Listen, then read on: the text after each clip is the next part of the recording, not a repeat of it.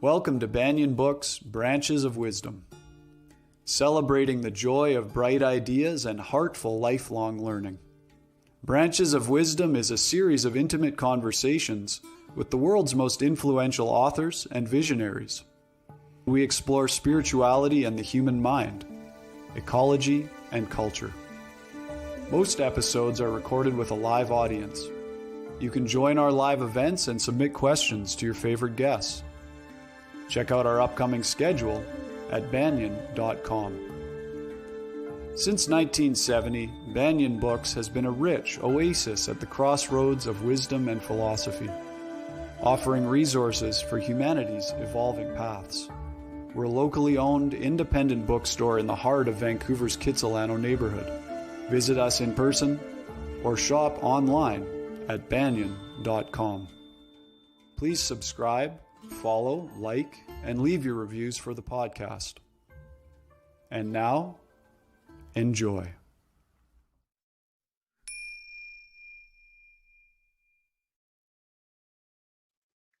Hello and welcome. My name is Jacob Steele, the event manager for Banyan Books and Sound. Today, we are delighted to be hosting Tracee Stanley, sharing insights and practices from her new book, The Luminous Self.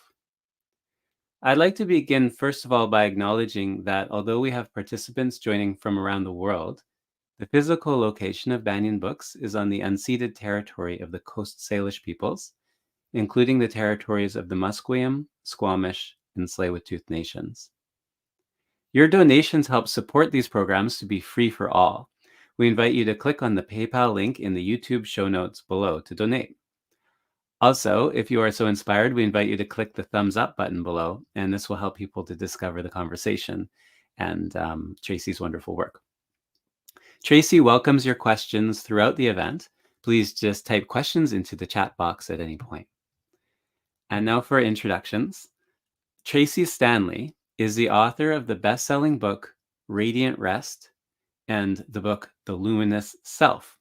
She is the founder of Empowered Life Circle, a sacred community and portal of practices, rituals, and tantric teachings inspired by more than 25 years of studentship in Sri Vidya Tantra and the teachings of the Himalayan Masters. As a post-lineage teacher, Tracee is devoted to sharing the wisdom of yoga nidra, rest, meditation, self-inquiry, nature as a teacher, and ancestor reverence. Today, she will be speaking on her new book, The Luminous Self, Sacred Yogic Practices and Rituals to Remember Who You Are. You can find out more about her work at traceestanley.com. It's an honor to have her here today. Please give a warm Banyan welcome for Tracee Stanley. Thank you. Thank you so much, Jacob. That was a wonderful introduction. And I'm excited to be here with you all. I am tuning in today from Santa Fe, New Mexico, the ancestral and contemporary homeland of the Tewa people. And I'm really honored to be here with you all today.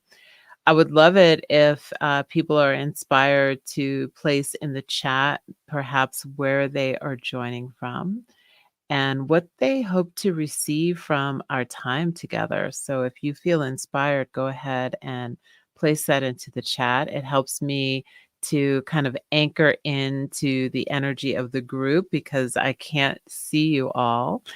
And let's take a moment to allow that. I see Giovanna has joined. So hello, Giovanna. And then anybody else who feels called to, let's see here. Okay, yeah, anybody else who feels called to come in. Hello, Teresa. So let's take a moment. Hello, Cambria Yoga from New Brunswick, Canada. Also, lots of Canadians. This is wonderful. Let's begin by tuning in together. Let's take a few moments just to tune ourselves in and center. So if you feel comfortable, you can close your eyes or you can just soften your gaze and just allow for your breath to become at the forefront of your awareness. Perhaps you just allow your awareness and attention to rest at the opening of the nostrils and feel the breath as it moves in through the nostrils and out through the nostrils. Just begin to refine your awareness gently and just notice that the moment the breath touches the inside of the nostrils, follow the flow of the breath as it rides across the roof of the nose. Perhaps noticing the pause between the inhale and the exhale, and following the exhale out through the nostrils and to the space outside of the body. Feel as though the next inhale is received from that space outside of the body, entering the nostrils. And continue following that flow just for the next 5 to 7 breaths, please.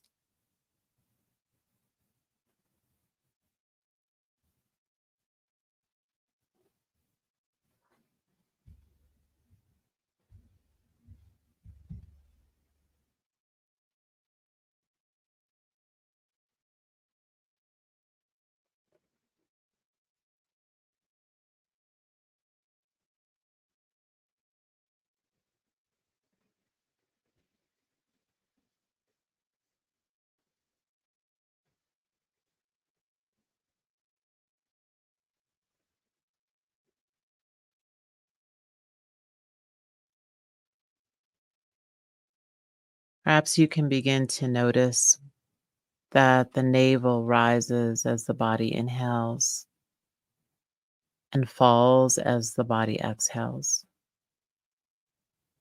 And just become aware of the rising and falling of the navel for the next 2 to 3 breaths.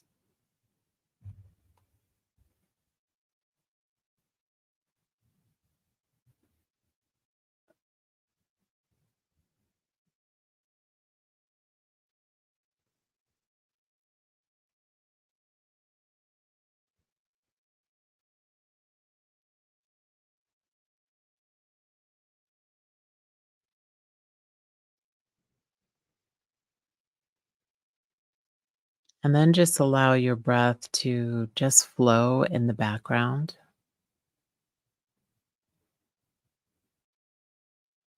Just become aware of the center of the forehead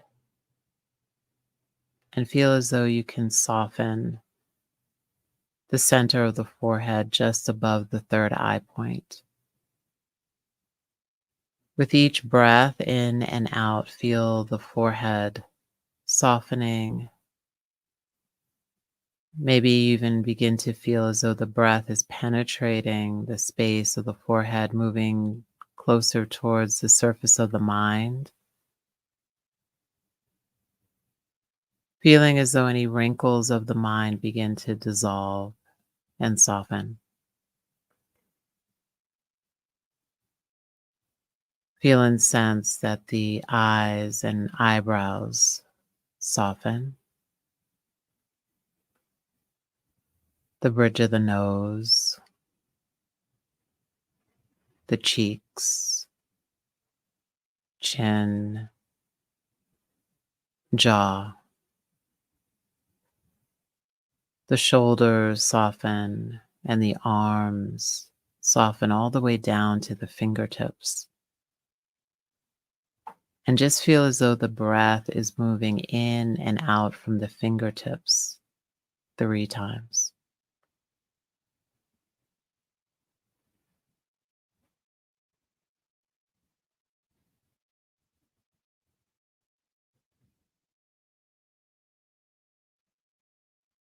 Feel the throat soften and the chest, solar plexus, navel center, pelvic center. Allow the hips to soften and the legs, knees, ankles, feet, all the way down to the toes. All 10 toes softening. And feel the breath moving in and out from the toes 3 times.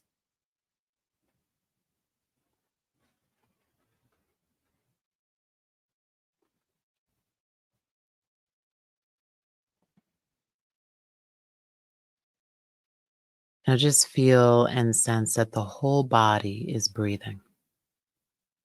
From the tip of the toes to the top of the head, the whole body is breathing.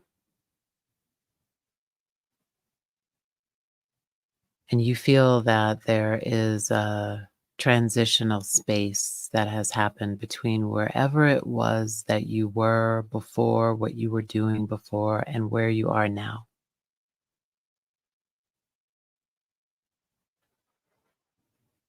Whole body breathing, just 3 more breaths.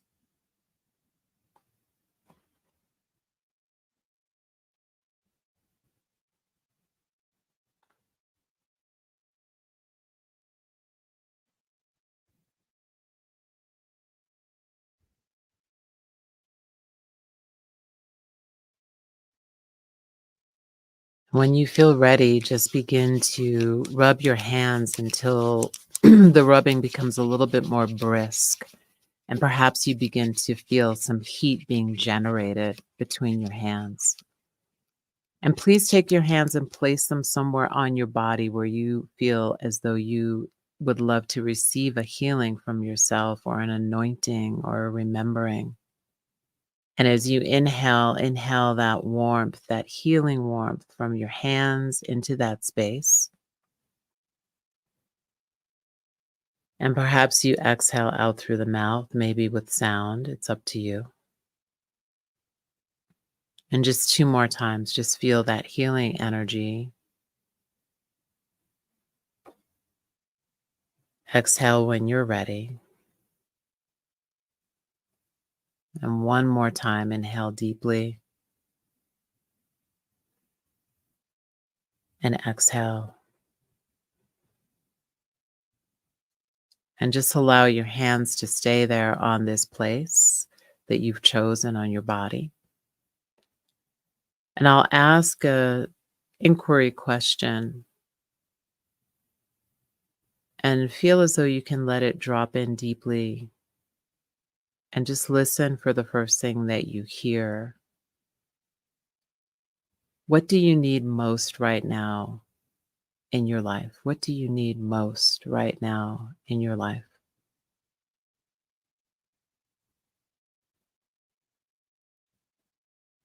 And when you have an answer that you might want to share, please feel free to put that answer in the chat. And if it feels good for you to begin to journal about this, you can begin to journal.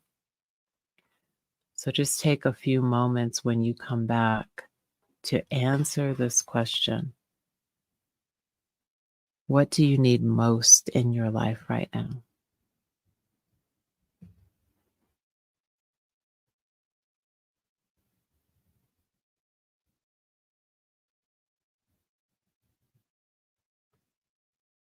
Healing. Thank you, Simone. A break from routine.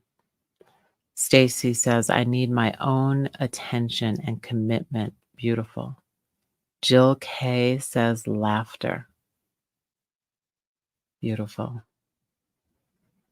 So as you continue to be inspired, feel free to keep adding to the chat. Deborah says, joy. Teresa, amazing. I heard and saw lemon mousse. Laugh out loud. I think this symbolizes something very personal for me, cleansing and refreshing. Direction from Sharon and quietness from Lisa. So I'm going to read from the Luminous Self. sacred yogic practices and rituals to remember who you are. As you feel inspired, you can keep adding to the chat. And this is the chapter 3, which is burning the seeds of sorrow, the power of opposites. We all experience some level of pain in life, some of us more than others. Pain and sorrow are a part of the human experience. It's a fact that we must accept. When we ignore our pain, it seems to amplify or find other ways to get our attention. First, it may send subtle messages that seem easy to ignore, but eventually the messages will magnify until ignoring them leads to suffering that might be greater than the original pain. We have the capacity to heal from the pain of the past and lessen the effects of future pain if we invite the fullness of our humanness into our spiritual practice. When we plaster a good vibes only attitude over our practice, we do ourselves a disservice. When we dive deeper into the smokiness, the confusion, and discomfort, we can discover pathways toward our healing. Yoga is not a feel-good practice. It's a face the truth practice. That's a quote from Indu Aurora. The second chapter of Patanjali's Yoga Sutra, Sadhanapada, the chapter of practice, defines the cause of suffering as avidya, which is wrong knowledge or ignorance. The biggest obstacle to our spiritual freedom is mistaking the non-self for the true self. When we confuse our personality, beliefs, intellect, material possessions, or physical form for who and what we are in ignorance. And remembering who we are requires connecting with the parts of ourselves that cannot be taken away, the part of us that is beyond death and decay, that eternal essence that is not confined by time and space. That doesn't mean it's bad to have a body, a personality, material possessions, or opinions. But when we are in touch with the deeper self, all of what we have is in service to a higher wisdom. True discernment is unclouded by fear, unprocessed pain, and feelings of stuckness. This doesn't mean that you're floating around in some enlightened state detached from the world. In fact, you may feel your inherent connection to the inner light that is the same light that lights the universe. That moment of connection might last for a lifetime or a moment, and when we taste its sweetness, we will forever be changed. So let's take a moment to skip ahead a little bit and read about avidya. Avidya is this translation of misperception, mistaking the body, the mind, the thoughts, emotions, and feelings for the true self, confusing things that are non-eternal for being eternal. Avidya is at the root of all the other kleshas, and the kleshas are what are known as the seeds of suffering. The other 4 limbs of affliction give avidya the power to run wild and wreak havoc in our lives, keeping us in a cycle of repeating the same mistakes and learning the same lessons over and over. Avidya can take many forms, from believing that we are not worthy of true success to believing that the earth is flat. We each have our own unique avidya that is formed by our personal experiences. When we are deep in avidya, we might be presented with evidence to support something contrary to what we believe. And instead of pausing to investigate and inquire, we insist on seeing through the coloring of our windshield, which is called vasana, that already supports our beliefs about ourselves and the world. So let's pause for an inquiry. And this is a really powerful inquiry that I was given from a teacher many years ago. And the inquiry is, what lesson are you tired of learning? Take a moment to really consider that question. Is there something that you have been learning over and over and over again? Maybe it's something that happens and it has a different face or a different relationship or a different job, but it has the same theme. So, what lesson are you tired of learning? What lesson are you ready to be done with? Please put that in the chat if it's not too vulnerable. And if it is very vulnerable, that's fine. You can write it in your own journal. It's good for us to be able to name these things. What lesson are you tired of learning? Take a moment to consider.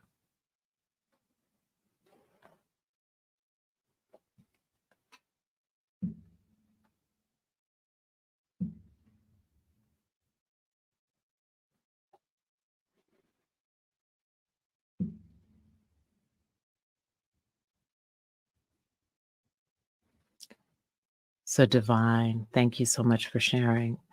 Divine says, abandoning myself to please others or to fit in. Teresa says, the lesson of managing my expectations of others. Simone, not putting myself first in all ways, always.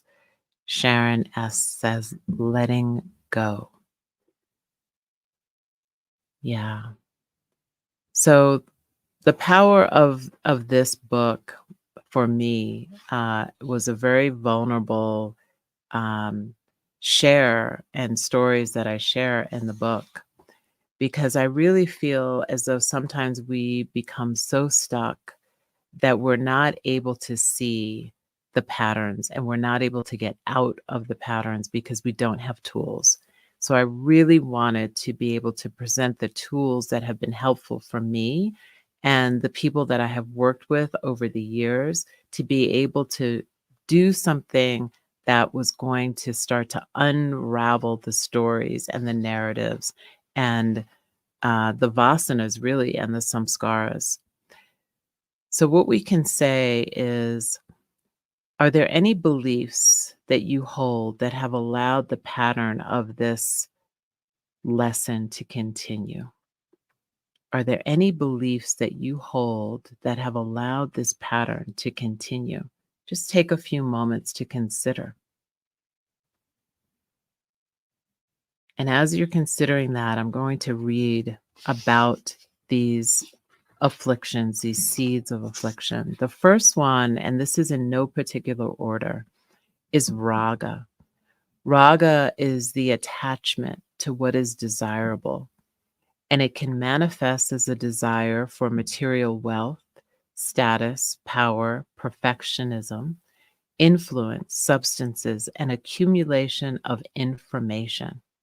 What is desirable for one person may be undesirable for another.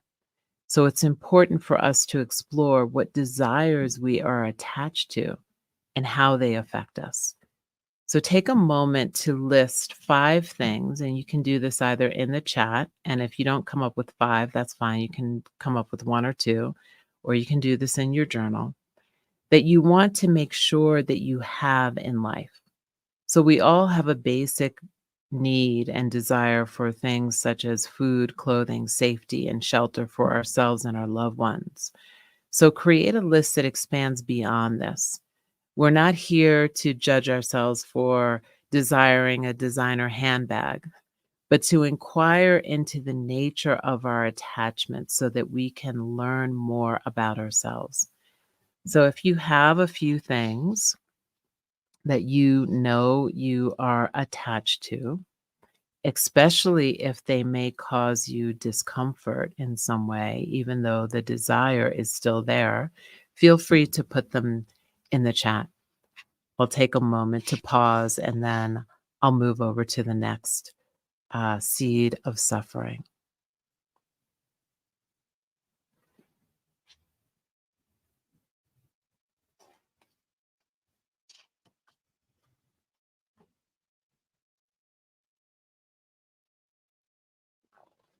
Okay, continue placing those in the chat, and I'll go to the next seed of suffering. Next seed of suffering is called devesha. It's an aversion, hate, or repulsion toward what we consider to be undesirable. We all have things that we want to avoid at all costs. We may avoid certain types of people, food, places, or experiences in life. These aversions may be related to past traumas and ways to stay safe from harm. It's important to explore these aversions and to discern if we inherited them from relatives or from our own experiences. How do they shape our daily lives and our connection to community and inform our possible intolerance of others? So take another moment to maybe list a few things that you have an extreme dislike or aversion, maybe even a hate for. Can you trace those aversions to their roots? So take a moment with that. Can you trace these aversions to their roots? So Simone is asking, will this recording be available to rewatch? I need some time with this. I hear you. Deep content. And as far as I know, maybe Jacob can just confirm that this, yes, Simone, the recording will remain on the same link in YouTube. And so thank you for naming that this is deep content. You know, this book, as I wrote it, I wrote it in a way that I really was hoping that this would be a companion for you for a while, to not kind of read front to cover and be done, but to really hold on to the practices and live with the practices. There's a lot of inquiries here. There's a lot of practices that will really help to reveal things for you that you might need to sit with for a little while. So really, I appreciate both Simone and Nairi. I hope I'm pronouncing your name correctly. Yes, still stuck on question 1. I hear you. So let's go to Ashmita, which is translated as I amness or egoism. Ashmita is a false sense of identity. It is the belief that the things we know, own, or create are who we are. Ashmita relies on the misunderstanding that things are transient and that things that are transient in nature are permanent and that they give us value, hierarchy, and power over others. Ashmita denies the interconnectedness that is the nature of reality. And this is not to say that we shouldn't have an ego, because we do need to have a positive ego to get things done. We need a healthy ego to exist in the world. But when we overly identify with things that are subject to change, it can lead to instability and the questioning of our value and purpose. I experienced the pull of Ashmita after closing my yoga studio after 10 years. At first, I felt the deep loss of community of amazing students. And as time went on, there were layers of what I perceived as lost: the physical space, being a studio owner, being an entrepreneur, being a prominent member of my community. Each loss felt like a part of me was missing. Then it hit me. This is Ashmita. I had to remind myself that the possessions or titles in life were expressions of my true self. They did not truly define me and were not really mine or me to begin with. They were all subject to change. Closing my yoga studio only had the power to crush me if I fused the losses with the idea that part of my inherent light, was somehow lost along with it. Ashmita likes status, power, and control. It is self-centered and believes the ego to be eternal. So here you can take a moment to ask yourself, what accomplishments, titles, or material possessions have you allowed to define you? What have you lost in the past that has caused you to question your place in life? This is just two of the few questions that are here, but sit with those. What accomplishments, titles, or material possessions have you allowed to define you? What have you lost in the past that has caused you to question your place in life? Take a moment with that. And again, if you're watching this later on in the recording, it's really nice to be able to pause the recording and answer the questions and then take a few moments and then come back to the recording.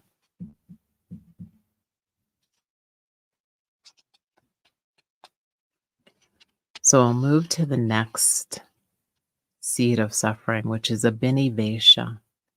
Abhinivesha is fear of death, clinging to life. Yes, we need a week-long retreat, Simone. And self-preservation at all costs.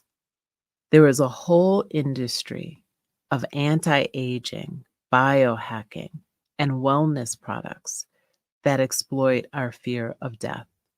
Of course, we fear death and the death of our loved ones. It is natural to want to avoid pain and the chasm of the unknown. On the spiritual path, we should explore similar questions to what Sri Ramana Maharshi asked. What happens and where do we go when we die? Who is dying? And what part of us is beyond aging and decay? The fear of death has many faces. What is it in us that becomes fearful when that new employee stays longer and later in the office than everyone else? If we fear being replaced or overlooked for the next promotion, that can be traced back to abhinivesha. There are countless micro moments in each day in which we experience the fear of death. And trying to deny the fact that every moment we are moving closer and closer to death keeps us in pain.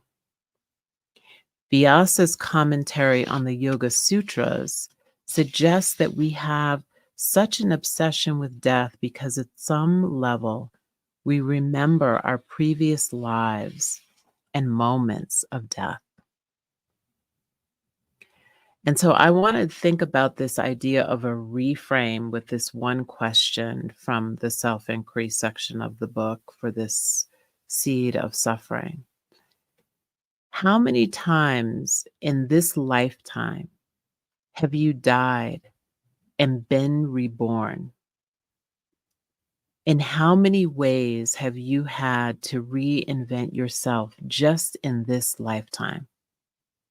So take a moment to sit with that and see if anything comes forward. Take a moment to sit with that and see if anything comes forward. I'll read it again. How many times in this lifetime have you died and been reborn? In how many ways have you had to reinvent yourself?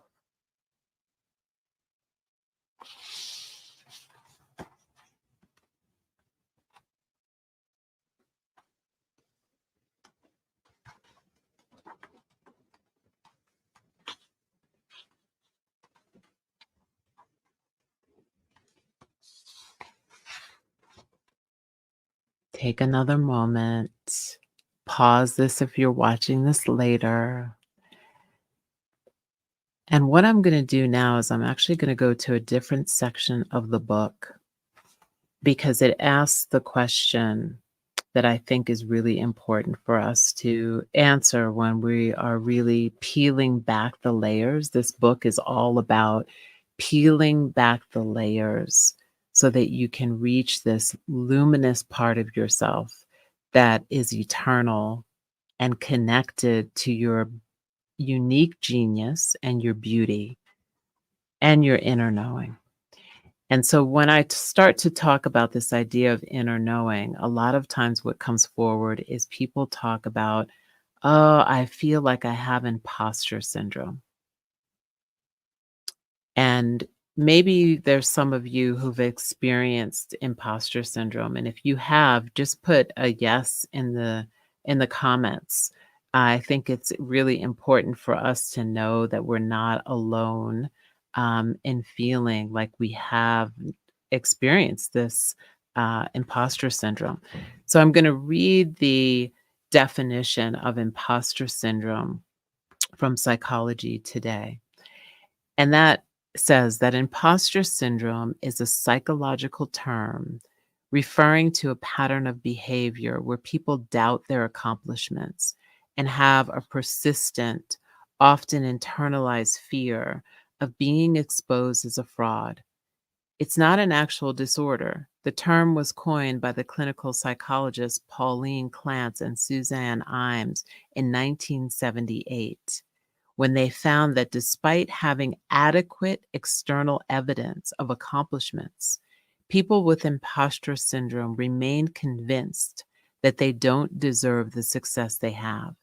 And by the way, imposter syndrome affects women more than it affects men. And this is the research that they did that was gender-based between men and women in 1978. So most people who describe experiencing imposter syndrome share that they feel like they are faking it. They don't know enough. They need one more training or certification to prove that they can do the thing. It's a pervasive feeling in our society, and it directly relates to our exploration of personality. So let's reframe the last sentence of the description of imposter syndrome that I just quoted from Psychology Today. Despite having adequate evidence that we possess intuition, unique genius, and wisdom, people with imposter syndrome deny the call of the true self, ignoring their insights, their creative muses, and inner knowing. They are convinced that they don't deserve to experience the inherent joy and power that accompanies sharing their distinct gifts with the world. And this really is nothing to beat yourself up about. The world has us believing that we are so unworthy and incapable of fulfilling our dreams and passions that we ignore the whispers of our soul.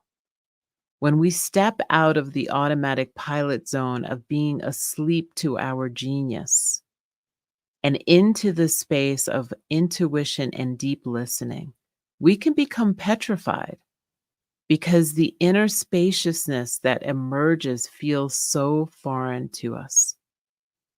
The source of resistance will remain clouded unless we acknowledge that there is resistance and then ask ourselves, who is the real imposter? This is on page 20. Who is the real imposter? Is it the you who tries to conform and compete with what everyone else is doing? The you who feels the urgency to stay relevant with the ever-changing trends that the world dictates as worthy and desirable? Or is it the you who has had the flash of inspiration and insight and wants to follow that flow of energy and share your unique light with the world? Which part of you feels like the imposter? The personality that is formed of your habits, vasanas, and samskaras? Or the part of you that desires to know wholeness and freedom? How are you abandoning yourself with a capital S to fit in?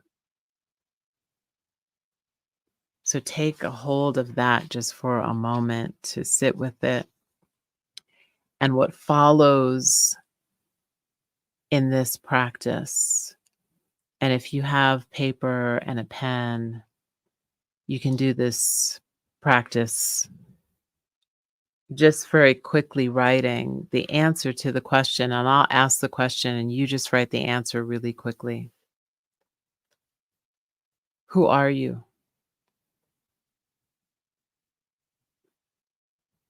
Who are you not? Who are you? Who are you not? Who are you? Who are you not? Who are you? Who are you not?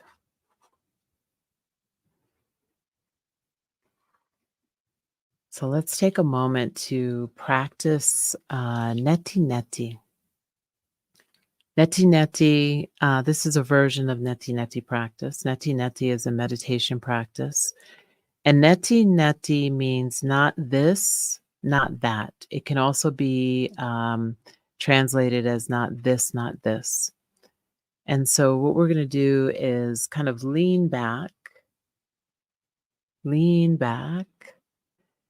And if it feels okay for you to close your eyes or lower your gaze, you can do that. This allows us to start to bring our awareness inward. And so as we bring our awareness inward, just become aware that the body is breathing.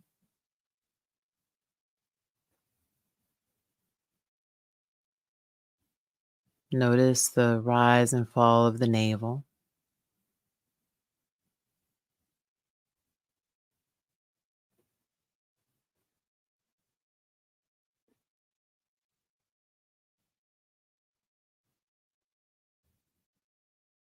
And just begin to become aware of the space that the body occupies. So become aware of the space that the body is occupying from the tip of the toes all the way to the top of the head. So gently scanning from tip of toes to top of head, just being aware of the space that the body is occupying.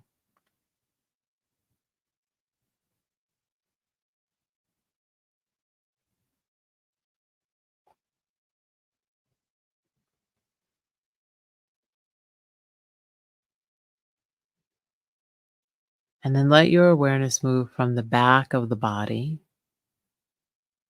slowly to the front of the body, just scanning through that space in that direction, from the back of the body to the front of the body. Just feel as though you are moving through all the layers of tissue, of bone, of blood, of organs, even the DNA, all the way to the front body.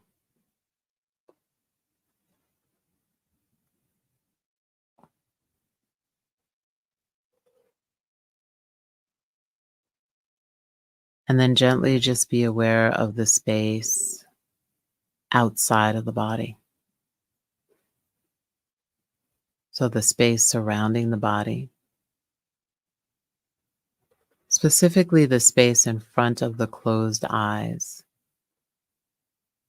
Just feel and sense, or maybe just trust that that space is like a blank, dark movie screen.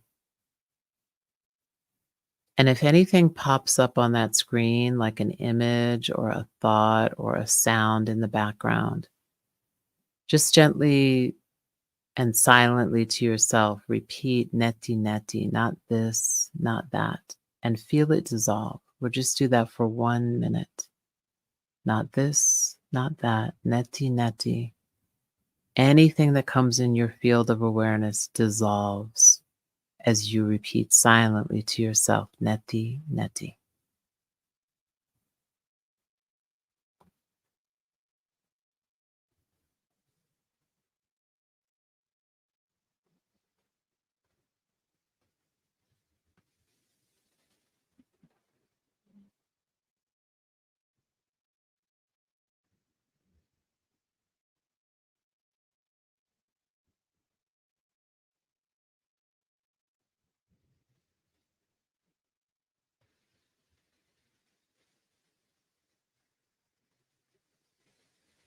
Now continue with Neti Neti, dissolving now only that which is impermanent. Allow whatever is eternal to remain. You are dissolving only what is impermanent with this Neti Neti, not this, not that. Just one more minute.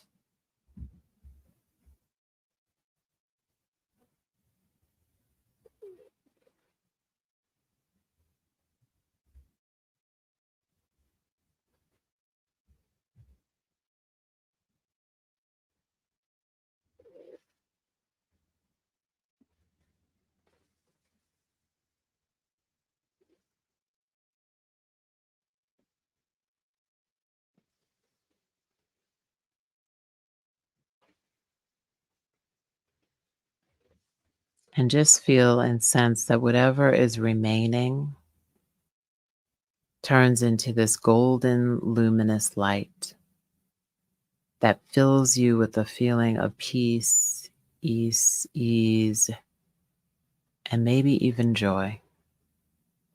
Perhaps even an interconnectedness to all that is around you, to all of life. And then just come back, deepen your breath. Take a moment to make any notes that you might want to make. And now I think we're going to slowly transition. So let go of any urgency that you might be feeling in this moment. And just savor the liminal space of the transition in between. We'll begin to take questions, and I think Jacob is going to come back on to help with the questions. But be in that space, savor that space. And if you have a question, feel free to please place it in the chat in your own time. So there's a question from Sharon. What are the keys to self-awareness? Well, it depends on how you define self-awareness. And so I think that the first thing that we should do for ourselves is define for ourselves what self-awareness means. And when I think of self-awareness, I think of self-awareness with a capital S, right? It's like, what is the self? And for me, this practice that we just did is a perfect practice to start to become aware of the self, right? The eternal self. Because the neti neti of not this, not that is really beginning to negate all that is not eternal. And it is the process of negating all that's not eternal to only leave what is eternal that I think allows us to begin to glimpse a little bit of the true self.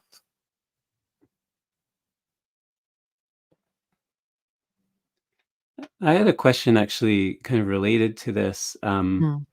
Because you speak about the luminous self in the title, and then also about, I believe, is it self-inquiry? Is that the phrase? Mm-hmm. Um, and you were speaking tonight about maybe being true to yourself and being authentic.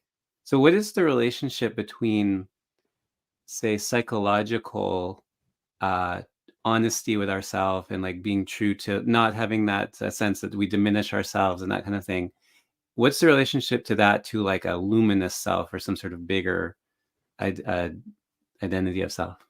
Yeah, I think this is such a great question, Jacob. And I think that for me, it's about recognizing the imprints of the past that have created the personality that is Tracee, and also recognizing that the personality is a mask in a lot of ways, right? So this idea, personality comes from the word persona, which refers to a mask. How can we start to peel away the parts of our personality that they're useful, but they are also a mask? They are masking who we truly are. And so the work of what Patanjali gave us in the Yoga Sutras is so important because he really talks about these samskaras or these imprints that lead to a coloring, right? And that coloring becomes concretized. And that coloring is how we see the world, right? We always hear this idea of like, oh, that person's looking at life through rose colored glasses. We're all looking at life through some sort of coloring. And if we can start to become conscious and aware of what the coloring is, then I think we start to understand that when that coloring becomes concretized, it becomes our personality. How much is our personality causing us discomfort? And how much is it really veiling the truth of who we are? Those are questions that I think we have to ask. And that's why self-inquiry to me is so important, is the constant asking and the constant looking to see what's really there. Is there an aspect of that that's on the psychological plane? Like say somebody, they don't feel confident to such and such, and then they question that, and then they realize, oh, I really am a golfer. My inner self is someone who golfs, and I love to golf. Yeah, I mean, I think we can ask ourselves these questions when and there's a practice about kind of tracing the timeline of your life that's in the practice, that's in the book. And we can think about what are the things that we loved to do when we were young that we stopped doing because somebody might have told us, "Oh, it's not good for you to be an artist. You're never gonna make any money. You're never gonna survive if you're an artist." And then all of a sudden, our creativity feels like it's not something that we deserve to have because it's not worthy and it's not worth anything. This is a very common thing. So a lot of times we have to kind of go back to reclaim the things that we've lost. And does that bring us closer to our luminous self, or is that on a different plane? Or Of course, because when you're living, so much closer to our unique genius a lot of times when we are younger, and we lose it when we get older. I can't tell you how many people I work with that are older and in a transition. They're getting ready to leave a job or leave a marriage. And what winds up happening is they start to long for that thing that they had in the past and they reclaim it. And then all of a sudden, you see somebody who's 70 or 80 years old becoming the artist again, right? Or becoming the writer or becoming the singer. Um, and then somebody says, "Oh, yeah, I remember when I knew you when you were young, you were always singing." I just had this happen very recently to someone in my family. So, yeah. thank you. There's a question.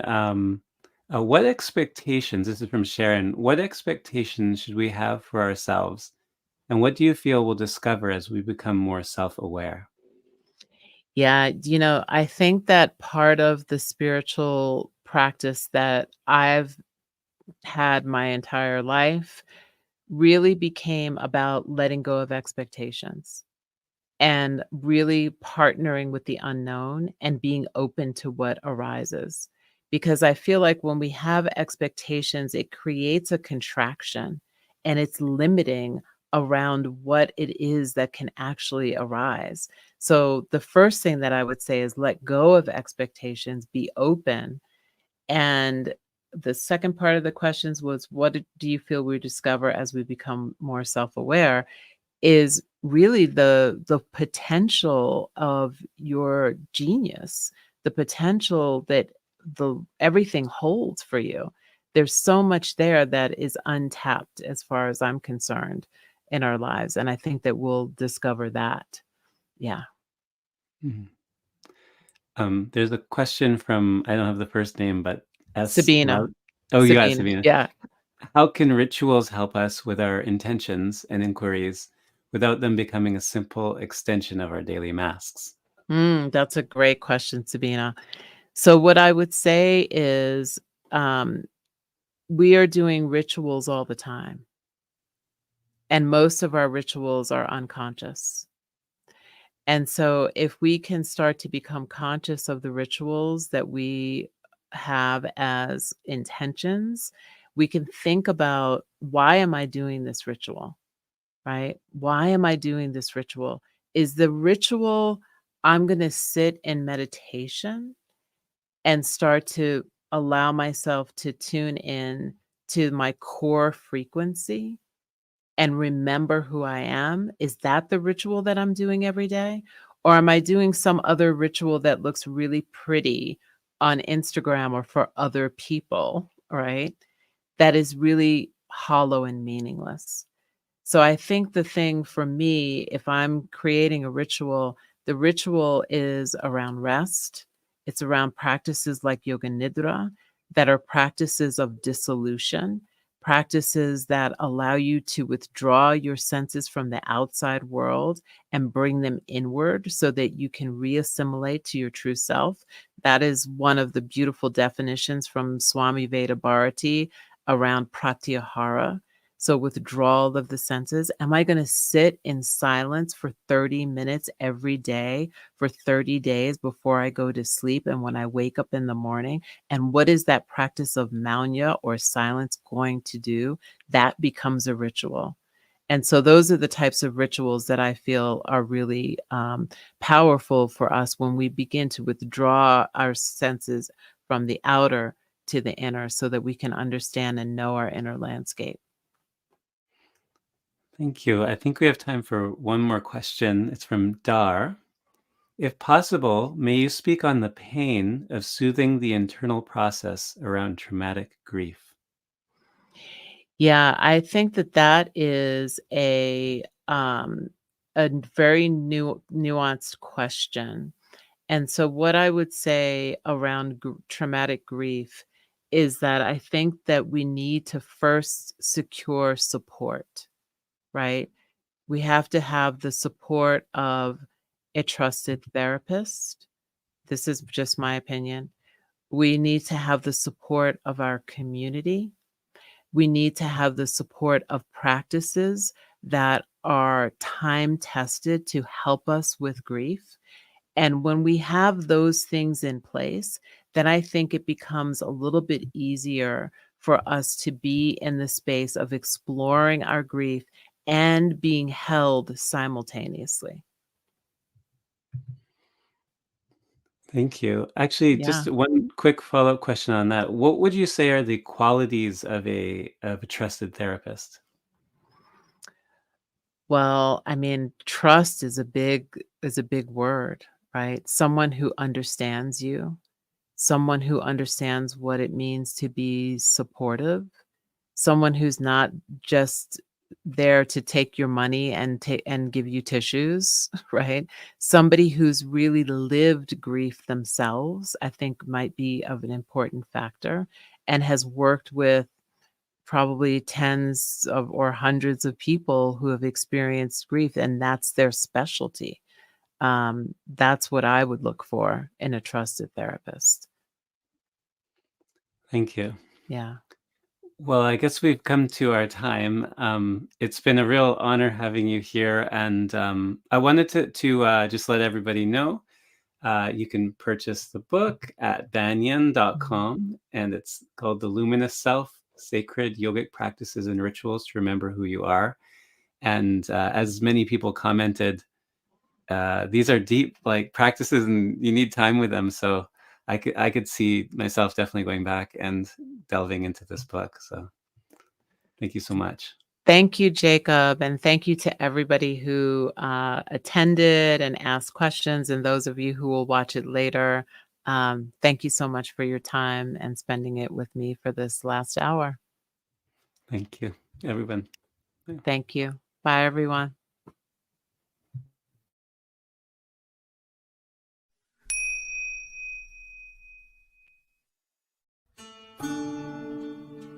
Thanks for joining us for Branches of Wisdom, a podcast of Banyan Books and Sound, Canada's spiritual and healing resource since 1970. Our podcast producer is Jacob Steele. The show is edited by Abdo Habani.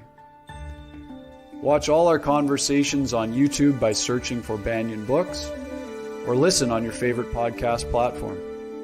Please subscribe, follow, like, and leave your reviews and comments.